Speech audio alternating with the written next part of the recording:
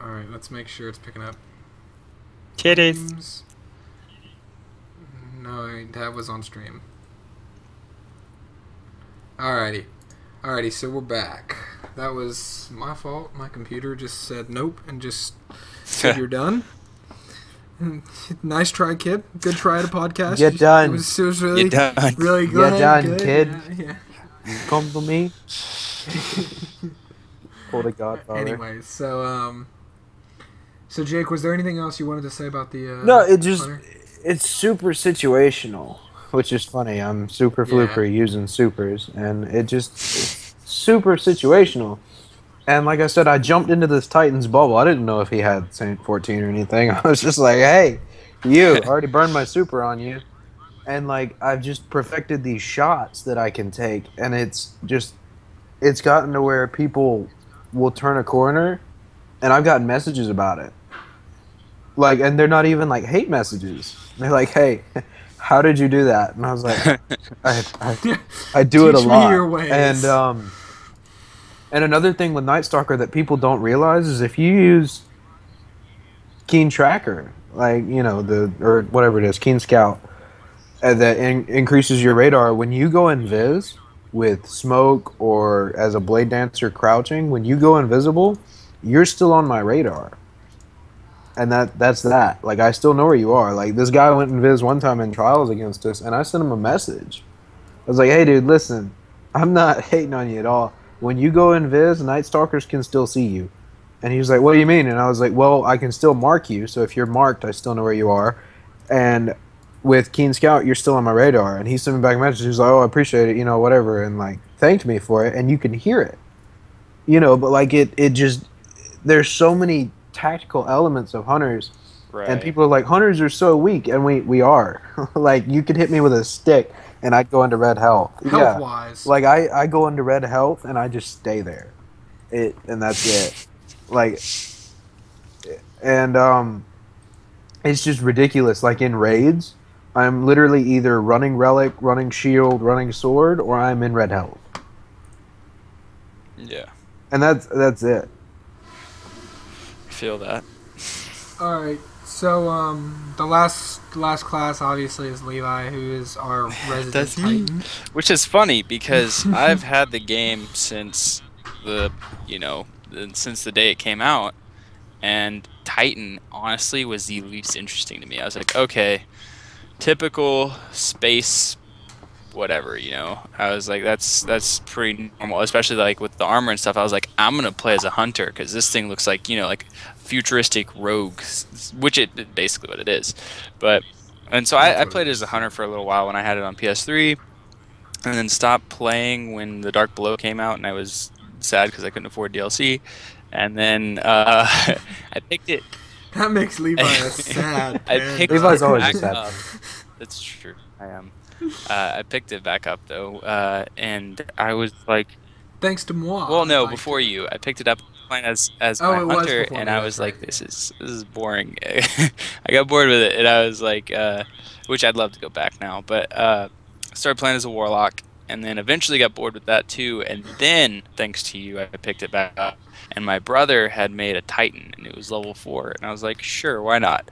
And I just played as a Titan ever since. And but you didn't recover that you don't have those old characters, right? That's still your PlayStation 3 account, right? I made the Warlock when I got my PlayStation 4. Oh, that's right. Okay. And the Titan is by far my favorite, and it's which makes me laugh because I just did not expect it to be, but.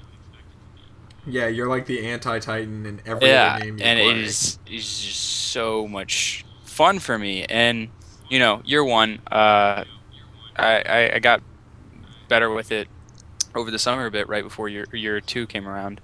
And I was playing a striker because, you know, I wasn't extremely competitive at the time and didn't understand that basically striker is easier to use if you want to bust stuff up. And so it is between the Fist of Havoc and the lightning grenades. It's you know, and at the time we still had T-Rex arms, so I'm not even going to mention the melees. But and then I got super psyched for Sunbreakers because duh, like Flaming Thor, like it's just It's true. He was explaining this to me while we were sitting eating dinner at the beach so one time, and he was explaining all this stuff, and I was like, "Surely that's not one subclass." And then he was like, "Oh yeah, hunters can shoot this little dinky bow, Hey. and warlocks are Sith lords." And like, but he was like, "But let me tell you a little bit about what Titans can do." it was My like favorite thing, Levi, is when you started your Titan though, and you came to school. You're like, yeah, I started a Titan. And I was like, okay, well, what level is he? Like, you're like, I picked my Titan back up, and you're like 4.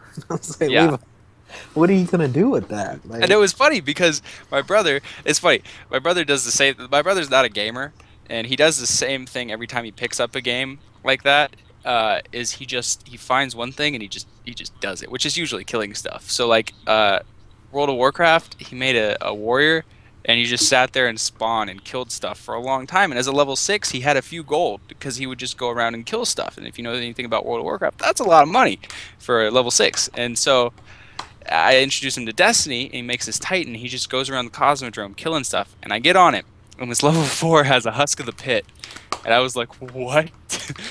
This was back when the drop rate was just negligible. It just wasn't. And I was just like, "How do you have this?" But so yeah. I started playing Titan, lost my mind when Sunbreaker came out. It's the best thing that ever happened. I loved it, and I was really.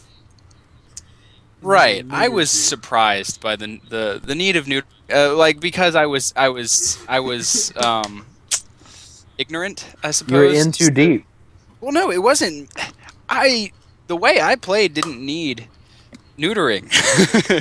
I played it the way they meant to play I don't know. We could, in Trials games, we could say, Levi, kill. And he would hear the hand. No, I would run past Levi's They would all ghost, die. and Levi would rematerialize, and all of the enemies would dematerialize. And that was it. That was all I had to do. It would be like Last Guardian standing, and I would like seek out Levi, This is like all right, actively. None of this is false, but you have to let me defend the Sunbreaker for a second. Did it deserve the ability to survive a sniper headshot? No, not at all. Good, nerf that. Did it deserve, cauterize the ability to get such a crazy amount of recovery so quickly for getting a kill, which is so easy to do? No. But I don't know if it deserved all of its nerfs. Like, the actual attack on the hammer. It was a little bad. harsh. Like the I mean- proximity detonation and stuff. Because like we And can get away from I them just now heard- way too easily, and you're not supposed to be able to get No, away. and I from just heard super. both of y'all say you were able to get 7 kills with Blade Dancer and Storm Trancer. So, I mean, the amount of kills wasn't necessarily bad. I think the problem with it was how hard it was to kill.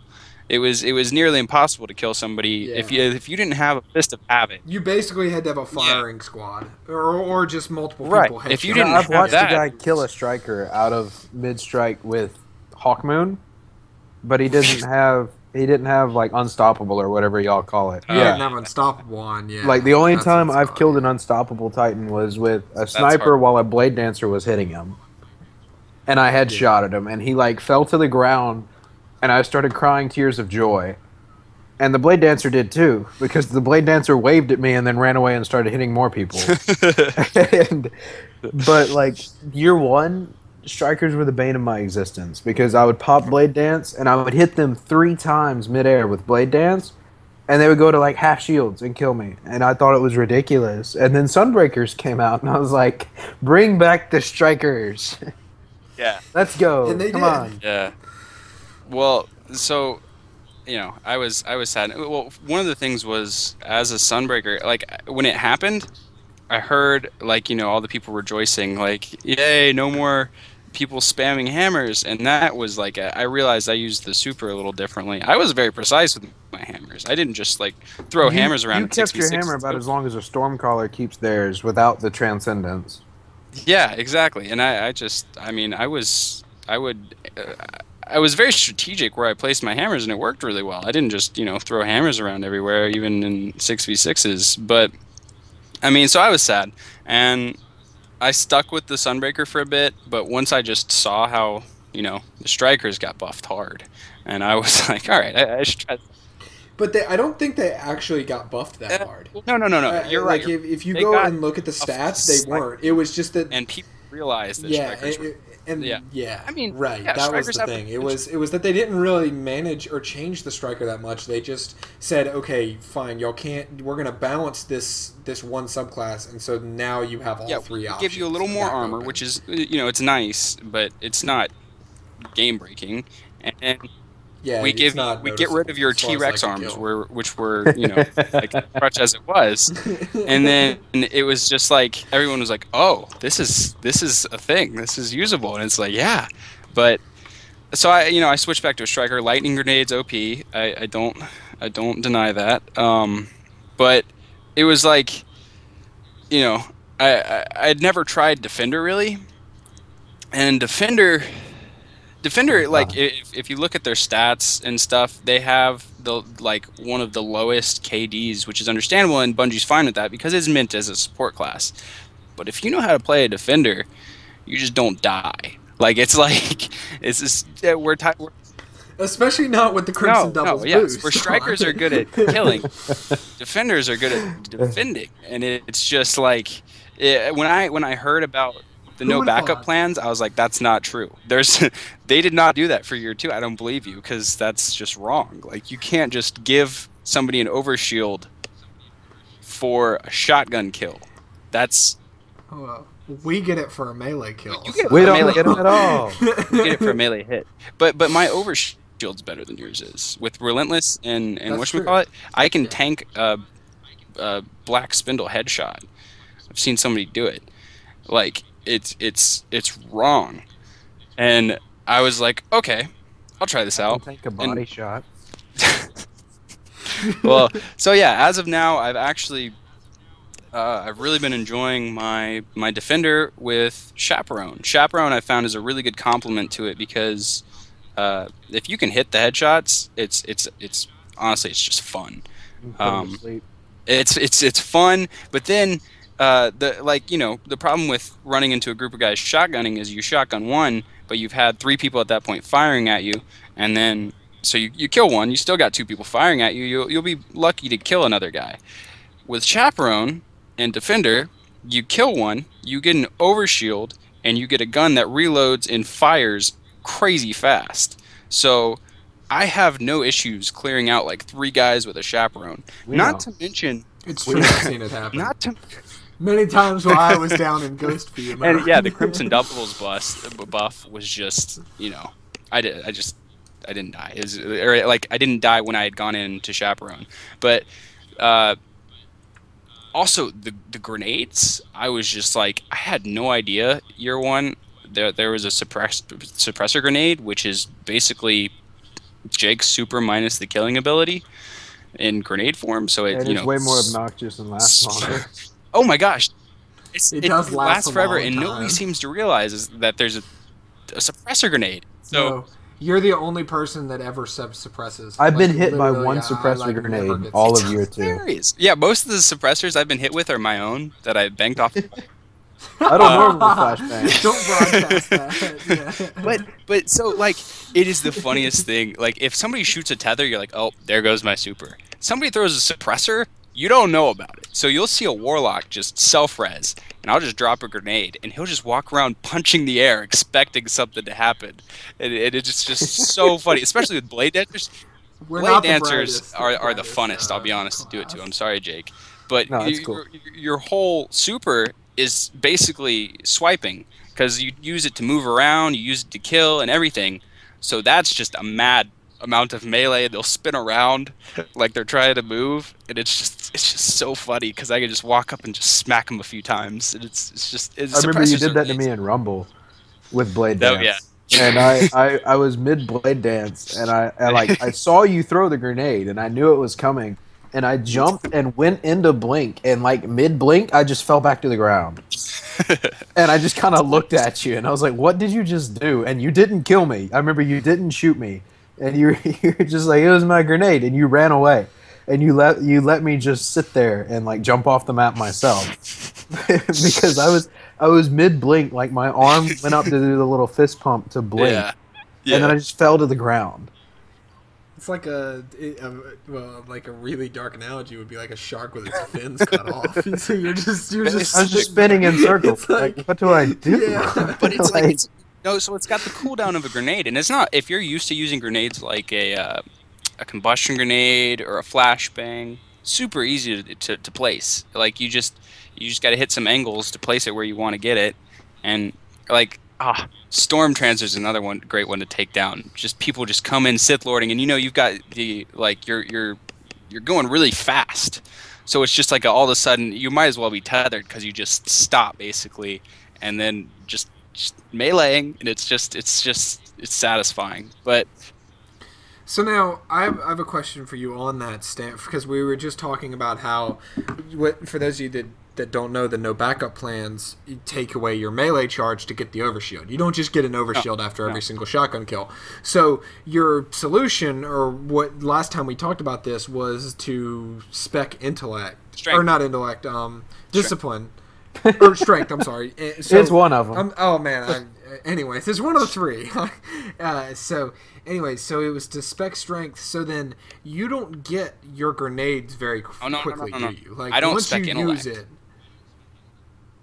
Oh, okay, so you're running strength. You're running right. So I can shut down supers if I... Now, I will tell you, which is not a problem, because bubble is a defensive thing. Bubble, talk about situational.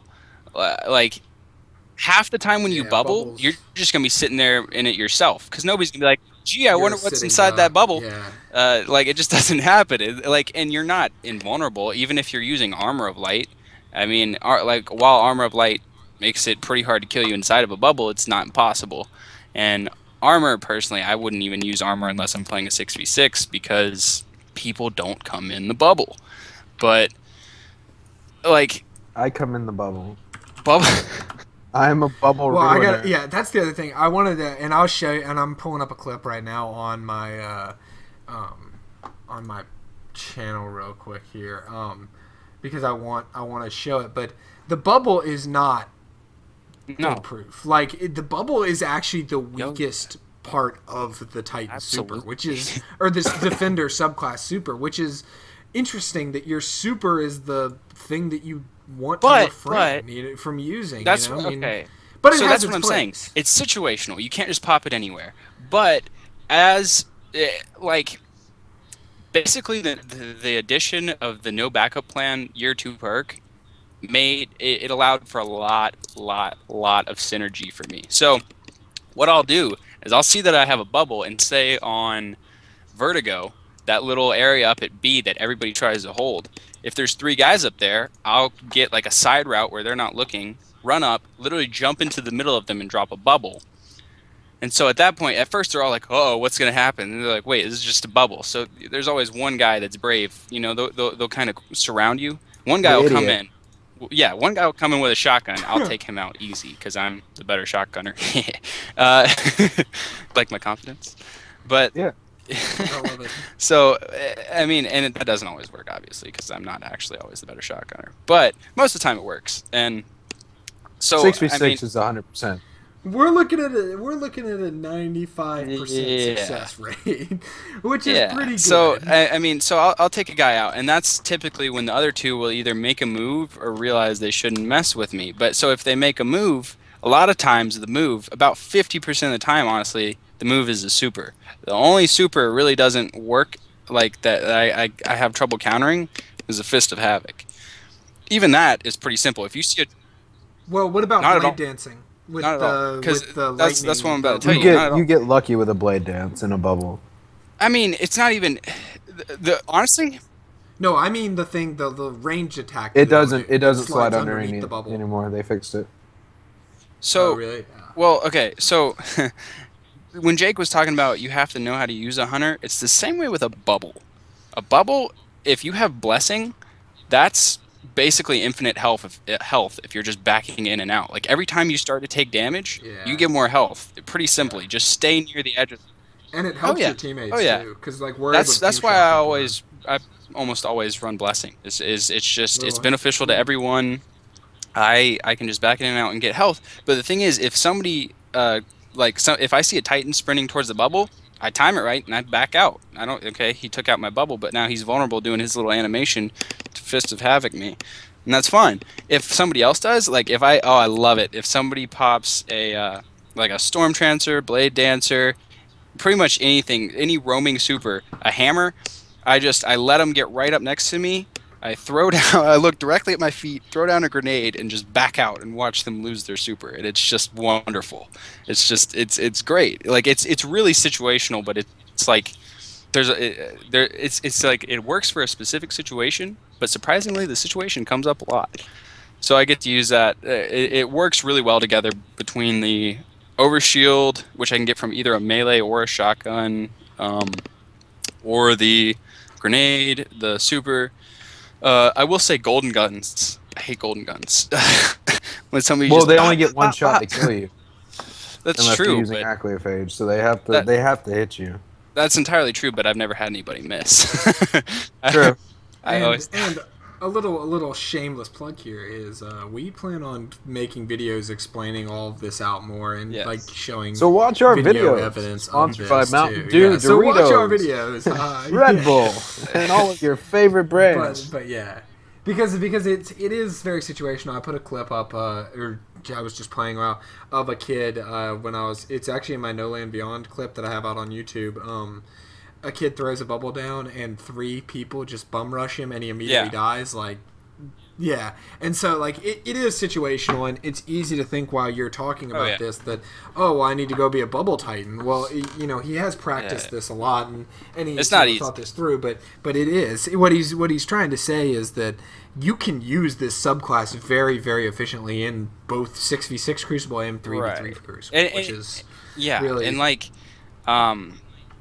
like I said, Bungie's data shows that, like a Bubble Titan, we have very, very low KDs typically. Whereas I recently, not like, if you look at my average KD, it's not anywhere near this, but like recently since I got good with it, my average KD is probably around a 2. Like I have no problems just demolishing people. And it was funny because I actually had someone challenge me. I laughed. I was playing Control with some people late at night, and everyone left except one guy, and I was messing around. And this guy, he got pretty happy with it, and he was like, "Hey, let's see if you can get more kills this next game." And I was like, "Fine." And as a defender, I got 31 kills just with the Nerwins and a chaperone. I was like, "Sit down." I had like a 3.1. I had like a pie cake. We know this yes, it was a good time. It was a good time. But when I like. But almost anything can be good depending on who's using it. It really just takes. Yeah. The No Land Beyond can be good in the right hand. Without the reload glitch. I watched a guy get a triple without doing the reload glitch. So really, everyone who says use the reload glitch, stop. Triple down. Get good. Get good. Alrighty. So the last topic I want to talk about tonight, just time's sake. I mean, we could continue talking about all this all night long because we do. I mean, that's. But last thing, and this is a big one, is the announced DLC calendar, and then what Jake was talking about earlier about the whole Crimson Days like live event structure, especially with the fact that we're supposedly paying for this with our microtransactions, which are optional, but let's be honest, like nobody's not going to buy the Hotline Bling if they have the opportunity. You know what I mean? It's and then the other thing that I want to get a little bit of a sense for on this subject is the whole 320 Ghost to drop thing, and like how you guys feel about that, because like I know I have my own like conflicted opinions about it, and we can kind of hit that last. So anyways, so the first thing, Jake, I want you to start on this because you know a little bit more about it than I do. Is the DLC calendar basically that they've proposed to us? Yeah, they released Festival of the Lost, and that had cosmetic but wearable items and missions. Like what? 4 quests? Wasn't there like 4 or 5 quests? But you had to have the mask for it. There were quests, but like they were short. But you had multiple quests. You didn't really have bounties because you had the quest where you had to go kill things, and you had something to collect and an item to use to save those collectibles forever. And you could use microtransactions and buy them, or you could get them as drops, or both. You know, people did both, and then you could save them. And that was for what they made it out to be when they were going to drop it. That was a lot of content. I was expecting like a quest where we go fight Valis and he has a pumpkin on his head, and more jackalites, because that's what we had year one. So going into year two with Halloween, I was like, yeah, okay, whatever. Another day of Destiny, and Eris is enough for Halloween to scare me for months, and it doesn't have to be a holiday. And then Crimson, they were like, okay, so we're going to release Crimson Doubles, but they didn't announce it as Crimson Doubles. We're going to release another thing after Christmas, after Sparrow Racing, which had a lot of content with it, a lot of stuff you could collect and get, and there were things to do and quests and emblems and light level, and it helped people with Crucible, and it helped people with their light level, like Crucible gear, because it had the Trials type perks on it, and you had all this gear that was obtainable, and you had a reason to obtain it. And then they were like, all right, so it's January, and Deej has been gone for 3 months, and dead bodies are floating, and they're not on Drifter. Something's starting to stink. Yeah, bushes are breaking people's ankles on Venus, and we don't know what's wrong. And Deej came back, most of that went away. And they kind of got their stuff back together. Yeah, and I'm sure he pushed it a lot harder than the guys that were just kind of sitting there holding down the fort while everybody was on holiday. And everybody deserves a holiday. That I'm not complaining. Keep calm and carry on. And I'm not complaining. Everybody deserves a holiday and a vacation and time off from work. Right. Deej cannot be responsible. Right, and the people that stayed behind in the office, like whether it was because they didn't celebrate Christmas or they just didn't have anywhere to go or whatever, they don't have to keep it perfect. They're just keeping an eye. Right, it's not possible. They're not working with a full team. And so that's understandable. Like, I understand it was upsetting, but whatever. And they were like, okay, so here's the deal. We're going to give you something the size of Festival of the Lost, in like February, whatever. And then we're going to give you something equivalent to Taken King. And, the biggest DLC we've seen. Not equivalent. The biggest DLC we've seen since Taken King. And basically bigger than House of it'd probably be bigger than House of Wolves, because House of Wolves was short, but it was really fun. And so it's a big deal. And we were like, okay, cool. We might get something funny to wear in February. Not to mention this is all free. And it's all free, but you can pay for it. And you give them money for microtransaction, and they have more money to make more stuff. It's like goodwill money. And it gives them more money to make more stuff. So theoretically, what we're getting should be better every time. And they gave us an event with one quest that's completed with about 10 games of Crimson Doubles. I think we finished that whole quest. 7. No, just the quest. It was 7. But it had other parts. It had like get kills and do all that. Oh yeah. I think I finished that personally. Those were the bounties. Yeah, I personally finished those bounties and that quest in about 10 games. Except for I needed one more pulse rifle kill. Thanks to me. And Levi. And oh, that's right. Yeah. Because I was using Doctrine and I was saving matches. We were winning, so it didn't matter.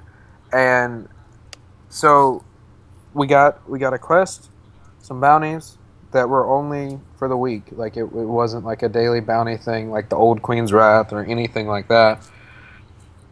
Or anything. And weekly set of bounties that just replaced the normal weekly set of bounties from Shaxx, which was kind of jacked up because, I kind of want my other loot too at the same time. You want your 2 Yes, I do. Okay, don't judge me. And I like getting Glimmer when I kill Warlock. And same. And so they give us this, and there's no cosmetics. There's 2 shaders and 2 ghost shells. And emotes. And that's it. Wait now. Don't forget the candy.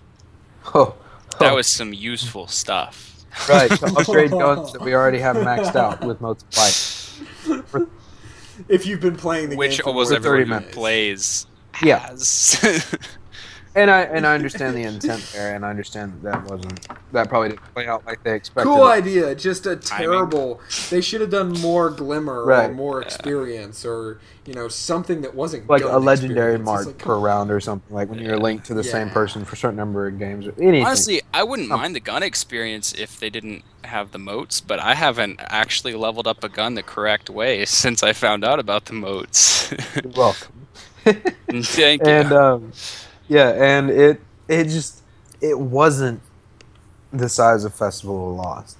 That was like Or SRL. They said it was going to be bigger. no. That's they? the next thing. Essentially, They said that this was going to be about the same size as Festival of the Lost, and the next thing is going to be the biggest thing we've seen yet, year 2. Okay. Except for Taken King, and it wasn't. It was 2 ghost shells and 2 shaders, and Festival of the Lost we didn't get shaders, but we got hats, we got the emotes, we got quests. It kept us busy for a week. Mm-hmm. Like. All right, so we've kind of covered the Crimson days. I mean, it was kind of fun. I loved it. It was neat. I loved it. It was neat, but it didn't seem like it was not something that should just is going to hold me over for a month, right? Like that should just be something. It's like, oh, cool. It's like almost like an unannounced Iron Banner or something. Like the Festival of the Lost was, where you spawned into the tower and you're like, wow, what's going on? Like, I just and they didn't really announce Festival. So like we spawned in, and we were like, what the hell? Right. Yeah. So then, as what also then has come out in the past couple weeks is an announced calendar essentially of what is going to be coming in the next year. And the most disappointing thing that I saw was the fact that they officially announced that Destiny 2 will not be coming out until 2017. And for me, when I heard that, I immediately thought October of 2017. And I know that doesn't necessarily mean that that's true. They could release the game in March, maybe like The Division is. But I would guess that the Activision marketers, the people that have made or that have turned selling video games into the most scientific profit machine, and that's good to them. I mean, I'm not necessarily gonna get upset if you're making money off of something that I'm enjoying and think that my money on Destiny is well spent until this point. But right, and I'm willing to pay for it. But they are going to, as marketing geniuses, wait until the right time, and that will be October. So even if the game is finished and ready by March, so what they then said was, hey, we're going to, now correct me if I'm wrong, Jake, they said they're going to release us, like you said, a bigger than House of Wolves kind of DLC, relatively soon, spring, early summer was the sense that I got, and then maybe then later or something later down the road, bigger than Taken King, essentially. And how do you feel about the fact that they're basically adding another year to the lifespan of a game where we've all been talking about Destiny 2. I mean, it's been that's kind of been the justification that I've heard on other streamers, podcasts, other things of that nature. They say, okay, well, if we can just hold down until maybe some new content and then Destiny 2, everything's going to be better. Well, Bungie just said, hey, we're going to release this a year later, so what we're going to do is basically give you another year, basically like what I have started, what I've known. End of summer of last year, playing through, get all excited for the Taken King. Taken King drops, and Taken King was a great DLC. I got plenty of enjoyment and playtime out of it, and I think it's been a really good DLC.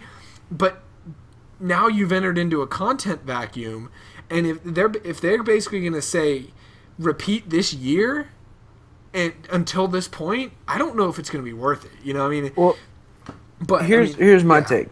Okay, if you need more time to fix what we have and you're actually fixing it, do it. Please, for the love of all things holy, do it. Make it better. And I understand. Sometimes you set a deadline and then you realize, hey, if I spend another month on this, it'll be amazing. And they did that with the original Destiny, didn't they? They delayed release dates a couple times. Not that. They were like, yeah, we'll release it this summer. And then they were like, well, hang on. We got some stuff we got to fix. Let's do it in September. And then they were like, well, our little day is coming up with the 7s and stuff, so we're just going to do it then. And everybody was like, okay, and they did. And we got the alpha and the beta and everything, so that kind of held us over anyway. But at least there was it was a new game, and we were all so enthralled with it. Yeah. there wasn't a content gap. We weren't already playing it. It was new and it was amazing. There were people in TeamSpeak lines already trying to figure out the raid and get their raid teams together so that they could be the world's right. first. And it was so new and interesting, and we spawned in, and it's still just a beautiful game. And if you watch the original cutscene, if you watch the original cutscene, you're flying to the tower. You've just stolen a god awful ship from some random aliens that are crawling around on it trying to salvage it for parts. And you have this little robot buddy, and you fly to the tower through this mountain range, and it's storming, and it's just beautiful. It's gorgeous, and you come around the corner, and there's the skyline. And the tower is sitting there, and you're like, whoa. And you were just, captivated. And then they were like, I don't have time to explain. Well, I don't have time to explain. And you were like... And then all the Destiny memes began. And it was still a good game. We still enjoyed it. The speaker is responsible for all negative Destiny things. They still expect us to ignore things. I can't wait to see They still expect us to ignore things. But it's not new anymore, and we don't have that, well, it's new, give them a chance type attitude. And they're releasing Destiny 2 later, and that probably means they're working on it more, which means it's probably going to be better, because that's theoretically how that works. If you put more work into something and it works better than it's supposed to, or it just doesn't work at all, and it's just broken, and you need to stop kicking the dead horse and go buy a new one. But if you're not going to give anything in between... You're not going to have anyone to sell the second game to. Well, and here's my thing, right? And I'm not in Bungie Studios. I don't know what's going on, right? Well, so they said that they've been working on this game for a very, very and they have. There were Easter eggs to it in Halo 3 or ODST. Right. So here's where I'm going with this. You have been working on this for a very long time. House of Wolves and Dark Below DLC was on disc at release because people found it. And so obviously you have not been spending you are not making content that is up to date with what you're releasing. I am not under the impression that right before the Dark Below was dropped, they were working on the Dark Below. They might have been tweaking it a little bit, but they, I'm guessing that any responsible game studio will have things done ahead of time. And so then when we complain and moan about the year 1 Destiny status, or year 2, vanilla, or Destiny 1, its status, they come back with this response of, every minute we spend working on the original game takes away from the time we spend on Destiny 2. And like you said, Jake, first of all, that's a cop-out. That is a bad cop-out. That's just a terrible, terrible excuse, considering you've got about 10 people working on the game, the original game still. And, you should be done, almost. It's like this should have been... You should be in the final stages of tweaking Destiny 2. And yeah, I'm all for getting user responses and stuff, but at the same time, you should know what you're doing with Destiny 2, and you should have it built. At this point in time, you should be ready to release that this November, and you should be working on DLC for it coming in March. That's just the way that these industries should work. You can't just say, "Oh yeah, we'll give it to you next year sometime," because, well, y'all were just so annoying about year 1 Destiny that we just had to spend all our time fixing the thorn. And it's like, well, I have 2 things on that, really. And one is, okay, I get it, but year 1 Destiny, little level 10 Floop, is running around with Golden Gun. Don't even have Blade Dancer yet, and that was the Dark Ages, and I wanted to shoot myself with that Golden Gun. And it didn't really come back until Nighthawk came out. But suicide move. And vanilla Destiny, I'm running around, and I hopped on my little speeder bike, and I'm with some of my buddies, and I think it was Hunter and somebody. And my year 1 buddy is my old squad, who probably don't even play anymore. And we're riding around doing stuff, and I got on my Sparrow. I don't even remember what planet it was on, and I went through the ground, just into the ground, and I was like, guys, I'm under the map, and this has happened before. People used to do it with the Warsat when taking King dropped in the Saber Strike. Like, you get out of the map. There's flaws in games. I have killed a spider tank underneath a map in another area that I still haven't seen released in the game. And I understand that they cut things and all that from the game and all this other stuff, but like, there's content that was already on the disc, like you said, like with Dark Below. I've gotten a ghost shell for Dark Below because I went out of the map and I found it. Like I was walking around, like I showed you all that thing with the Warsat where you can like stand above the bunker, and it's like glitched out of the map, and you're like, what? And there's like the random office chairs and stuff floating around. And I've been in one of those areas, and it said hold square to pick up ghost, and I was like, okay, and I picked it up, and it was a Dark Below ghost shell, and it didn't give me a Grimoire card. And then when Dark Below dropped, I was looking for the ghost shells, and I already had it, and it was already there. Like you said, it's already in the game, and I understand they want to make more money, and that leads into the next thing, like you said, with making Destiny 2. They have money, they have resources, and I know that sounds like everyone, but you're doing microtransactions, and we're not. And I'm willing to pay. We're doing microtransactions, and I'll give you $30 for a new raid and a couple of strikes. Yes. Just give me one. But you have money, so you can hire more people. You can make dedicated servers. You can make private lobbies. You have the resources. You don't want to put the time into it. And it's like, we're working on Destiny 2. If Destiny 2 doesn't have private matchmaking, I will probably shoot myself with my golden gun. And because we've been asking for it since it dropped. We were in the alpha, and we were like, hey, you know what would be fun? And they were like, what? And we were like, private matchmaking. And they were like, here's a strike. Go play, kids. We were like, okay. And adults are talking. And then like okay. And that leads into one more thing. I was reading the weekly update, just eating my cereal and doing college stuff, reading the weekly update, and they're building a Twitch studio. So they can make more money off their Right, Twitch no, streams. but they're building a Twitch studio, which means that they're spending money. They've hired 2 professionals to run their stream. Not like streamers, but like 2 tech guys to run their stream behind the scenes. They have professional cameras, a green screen, a whole room dedicated to this, and it's probably like, a closet that they had with windows that they've turned into this. No, it's a pretty nice I've space seen it. Like, it's a nice office, but you know what I mean? Like, it is probably the thing that they were using to stick the old desks in that nobody wanted. Like that one room in the office building that no one goes into except to throw stuff in.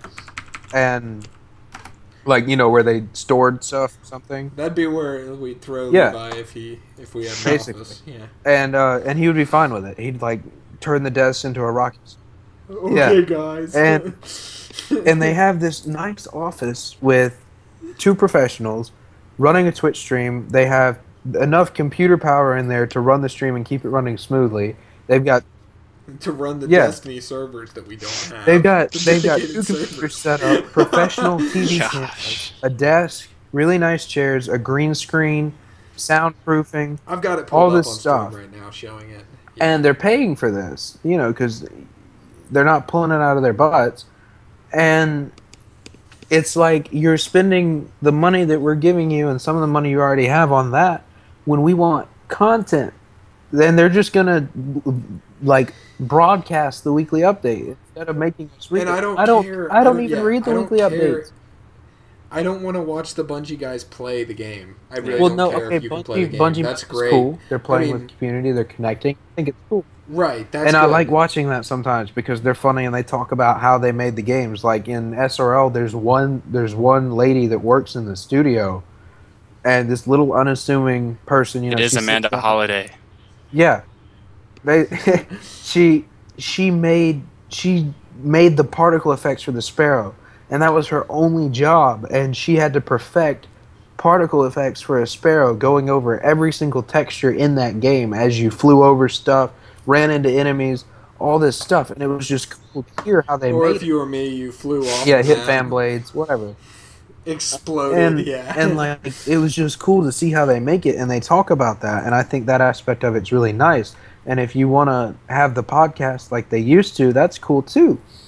But don't make a Twitch stream where you're just gonna read me the weekly update instead of posting it because people like to read. I don't care about I don't the background need the either. weekly. Like, just put. I don't real like. back- I like the weekly update. I'll read the weekly update on my way to class or in class or while the teacher's talking. Sometimes when I'm taking a test, you know, like fighting off aliens, whatever. I'm reading the weekly update every so often, and I'll scroll through it and skim it. But I don't need you to broadcast that to me. I want content. Yeah. Now, why would you want that? Sounds like work. How dare you? That's blasphemy. That was my favorite thing. I was freaking. Well, and I mean, I think that pretty much catches us up because we're like well over the time that I originally wanted. But that's good. Like, I mean, I really thought that we were going to be sitting around going like, Sometimes I shoot people. Yeah.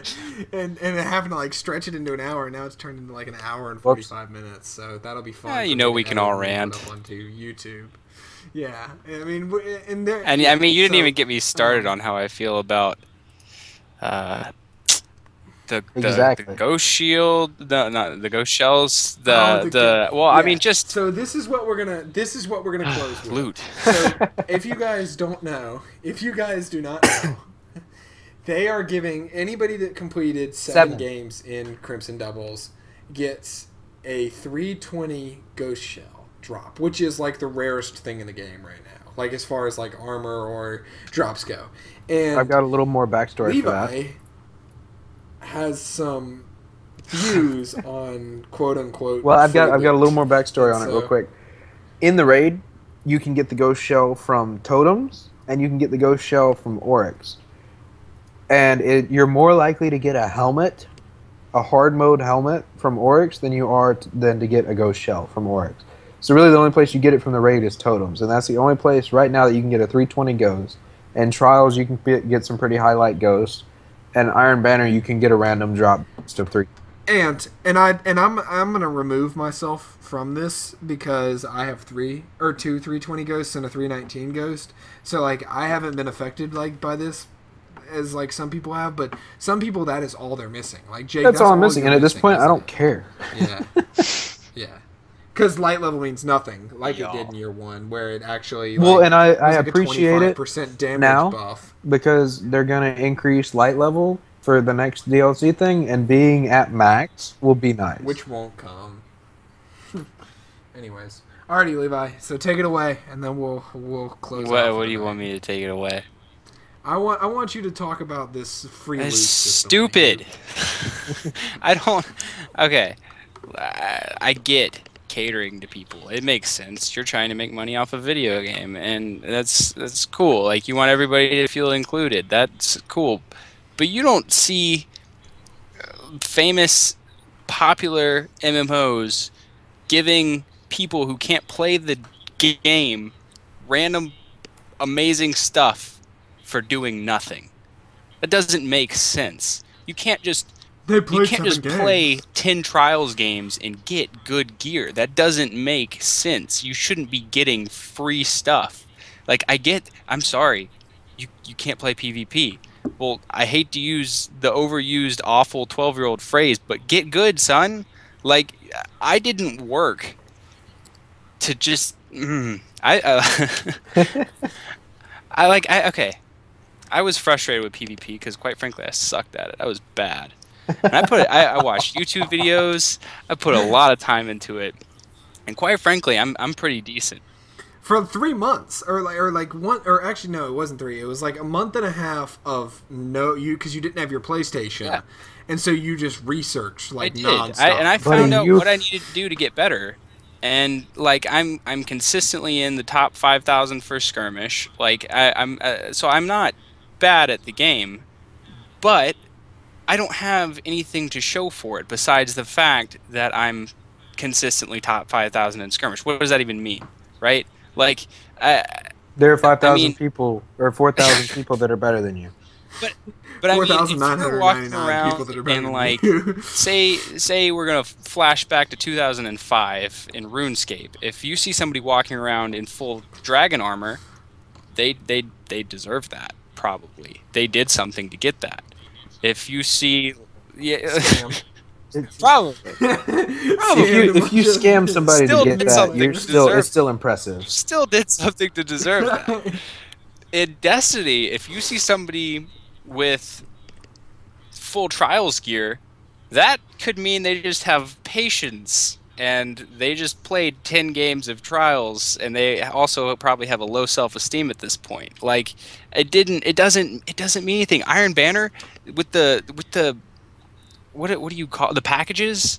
Like, that doesn't make any sense. Iron Banner is supposed to be hardcore PvP, where, you know, the best of the best with their light level, which light level obviously doesn't mean anything at this point. It's like everything they established. Considering you're a 303 light level, they established all this stuff like in-game PvP, and then they just effectively removed everything it was supposed to be, and for fear of controversy. You know, people like, so only like somebody getting offended. Like, it's just too PC. It's like, if you're bad at PvP, either get good or stop playing it. Well, or at least with the adept weapon, I'm fine. Like, I feel like the Trials does it well with one small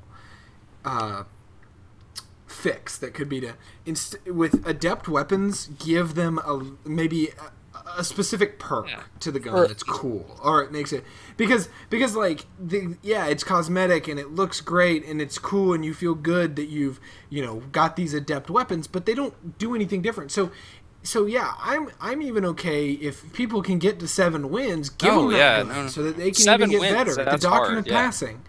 That's impressive. Even with losses, you won. Even with losses, I have no problems with that. But, and if you can't, I have problems with packages. But for the elite players that are getting to a certain level, a certain skill level, reward them with something that not only is cool looking, but is effective. Like with your example with RuneScape with the Dragon Armor. Dragon Armor was effective. And it doesn't have to be as the best players, because we're talking about it can be PvP level. I mean, but something.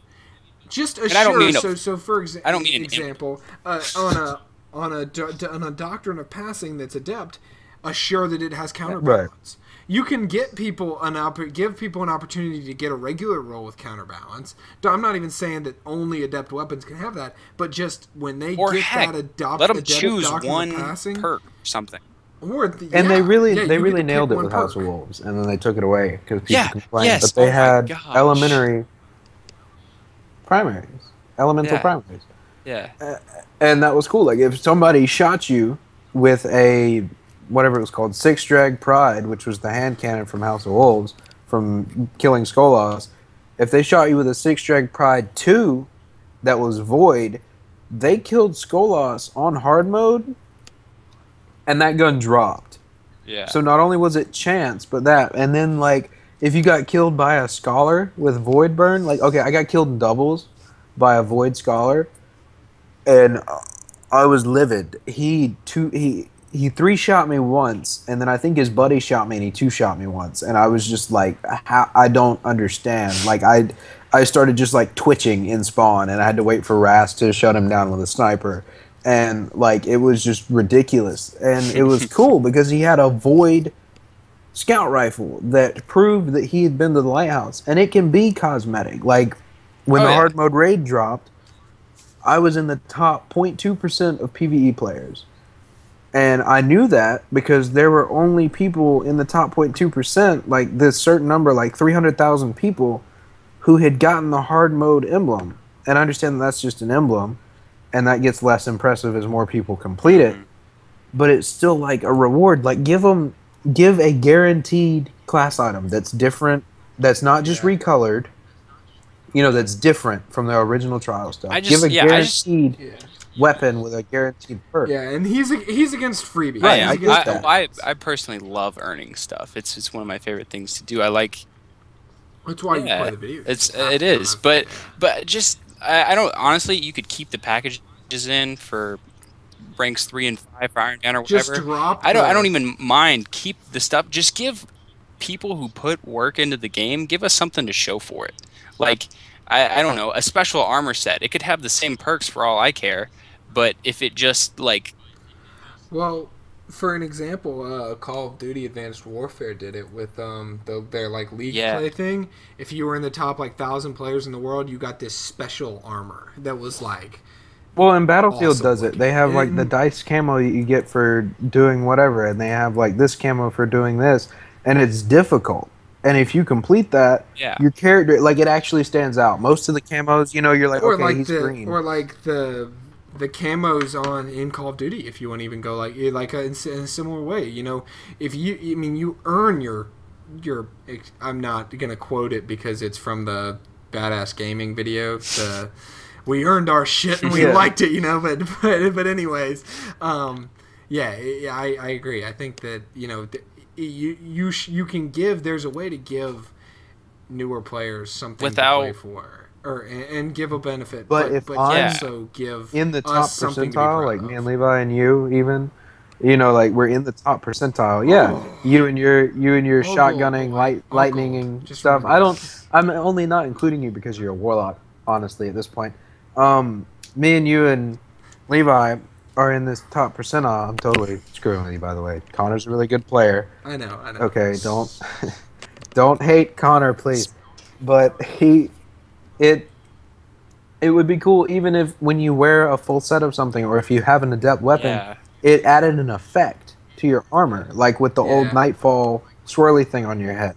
When the Nightfall was difficult. Not that it's not now. Now it's just a bunch of ads, but like with checkpoints. But like it didn't have a checkpoint, and I would go in and solo the Nightfall. And when I got to the tower and my head was on fire with blue glowing stuff, it was awesome. And like I would walk by people and they were like, "Hey, you want to come help me with the Nightfall? Because you know, like you've done it." And I'm like, "Yeah, sure, whatever, man." You know, and it was cool. People like understood.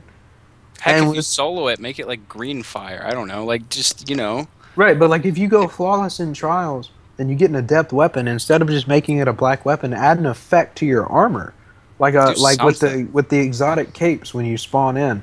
Add exotic class items that only drop from the chest in going flawless. Cool. You know, add something that shows that you're actually good and not getting carried. And people are still going to get carried. But if you have people like our old clannies that just wanted to do bounties, and they have a Doctrine of Passing, and I'm using a Doctrine of Passing, and mine is black and his is yellow, but they have the same perks, what's the point?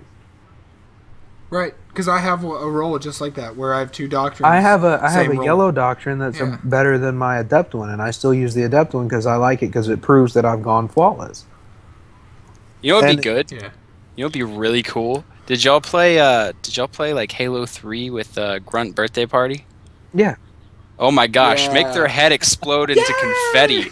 If I have a Doctrine of Passing that I got from Trials, make their head explode in confetti. That'd be amazing.